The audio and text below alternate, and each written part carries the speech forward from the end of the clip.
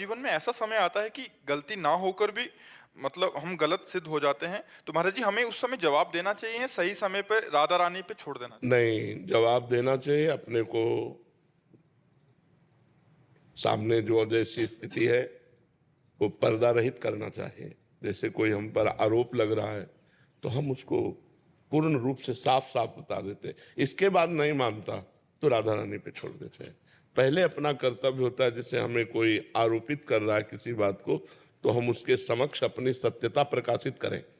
इसके बाद वो नहीं मान रहा है तो फिर श्री जी पर छोड़ देते हैं। इसके बाद भी हमको दंड मिल रहा है तो अपना प्रारब्ध मानकर भोग लेते हैं कि पूर्व का कोई प्रारब्ध है जो जबरदस्ती हमको आया है और इस रूप में दंड दे रहा है। जहां हमारा कोई अपराध नहीं, लेकिन मेरे अंदर जलन पैदा हो रही है, ऐसी चेष्टा हो रही है, इसका मतलब मेरा कोई प्रारब्ध भोग है, पूर्व जन्म का कर्म है जो यहाँ आकर मुझे अपना परिणाम दे रहा है। 3 डिग्रियां इसकी रखनी चाहिए। पहली, सामने हम सत्य को प्रकाशित करें। दूसरी, प्रभु के ऊपर छोड़ दें।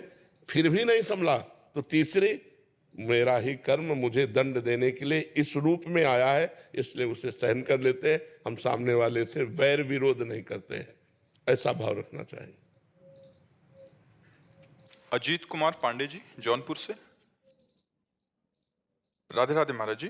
महाराज जी, विगत 3-4 वर्षों से इस अधम के ऊपर आपकी जो कृपा हुई है उसको शब्दों में कहना असंभव है महाराज जी। महाराज जी, आपकी ही प्रेरणा से श्री अग्र देवाचार्य श्री मलूक पीठाधीश्वर महाराज जी से दीक्षा प्राप्त करने का सौभाग्य मिला।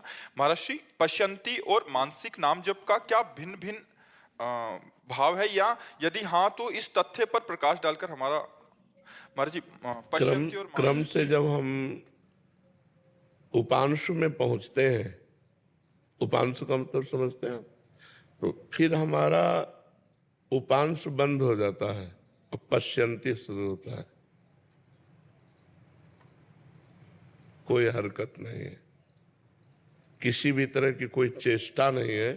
सामने मंत्र या नाम लिखा हुआ है और वो हर क्षण प्रतिपल चल रहा है। परा पश्यंती मध्यमा वैखरी।